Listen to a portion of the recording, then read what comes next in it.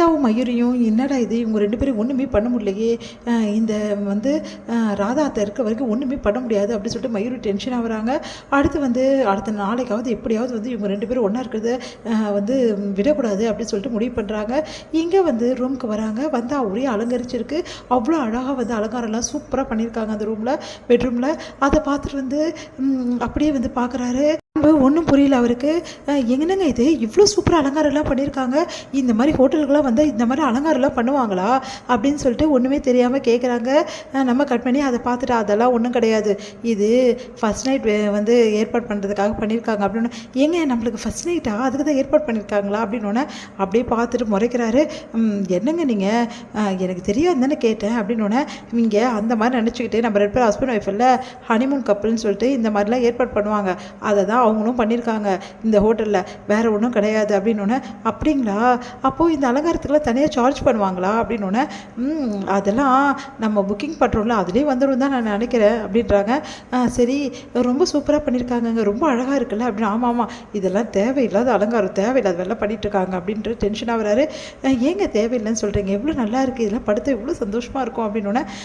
சந்தோஷமாக தான் இருக்கும், ஆனால் எனக்கு இதெல்லாம் கொஞ்சம் கூட பிடிக்கல. எதுக்காக பிடிக்கலன்னு எனக்கு நல்லாவே தெரியும். உங்களுக்கு வந்து நம்ம 2 பேரும் ஒன்றா வந்து வாழ ஆரம்பிக்கலை, அதனால் கோபமாக வருது அதுதானே அப்படின்னு சொல்லிட்டு கேட்குறாங்க. இப்போ என்ன உனக்கு பிரச்சனை அப்படின்னு. உன் கூட வாழணும்னு ஆசைப்படுறியா? ஏங்க பின்ன எனக்கு ஆசை இருக்காதா? நம்ம 2 பேரும் வந்து எவ்வளோ நாள் தான் கல்யாணம் ஆகி இப்படியே இருப்போம், நம்மளும் வந்து வாழ்க்கை தொடங்க வேணாவா? ஏங்க உங்களால் என்னை ஏற்றுக்கவே முடியல, என் அம்மா பண்ண விஷயத்தால் தானே ஏற்றுக்க முடியாமல் கஷ்டப்படுறீங்க அப்படின்னு. உன் அம்மா பண்ண விஷயத்து தான் எனக்கு சாதாரண விஷயம், நீ பண்ண விஷயத்தால் தாண்டி இப்போ சண்டை போட வேணாம்னு நினைக்கிறேன். ஏன்னா எல்லாருமே வந்திருக்காங்க, இப்போ தேவையில்லாமல் இவகிட்ட சண்டை போட்டு பிரச்சனை பண்ணால் பெரும் பிரச்சனை ஆகிடும், அதனால் அடக்கி வாசிக்கிறது நம்ம நல்லது.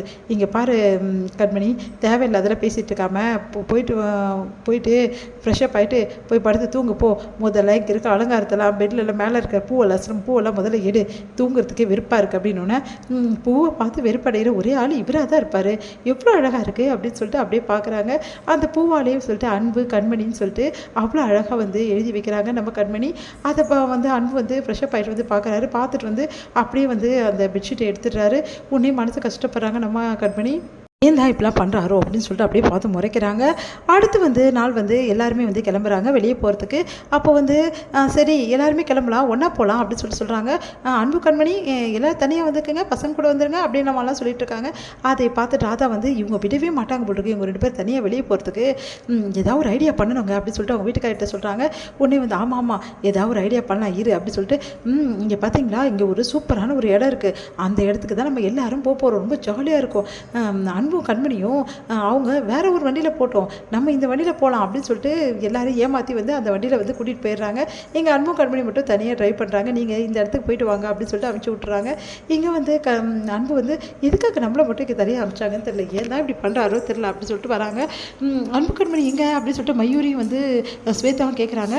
அவங்க 2 பேரும் வேறு இடத்துக்கு அனுப்பிச்சி விட்டோம் அப்படின்னு அப்படியே அதிர்ச்சி அடைகிறாங்க. ஐயோ பாட்டிக்கிட்ட என்ன பதில் சொல்கிறது, இப்போ அவங்க ஃபோன் பண்ணி கேட்பாங்களே, அவங்க 2 பேர் தனியாக போயிருக்காங்களே.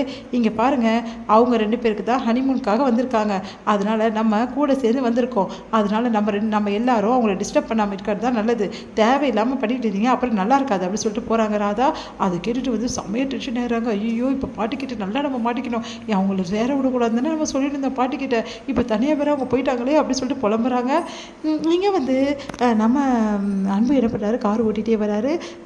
பக்கத்துலேயே வந்து கண்மணி ரொம்ப சந்தோஷமாக வந்து வந்துட்டுருக்காங்க. எல்லாத்தையும் சுற்றி பார்த்து எங்க இவ்வளோ குளிர்து இல்லைங்க, எப்படி இருக்குது தெரியுமா அப்படின்னு சொல்லிட்டு இருக்காங்க.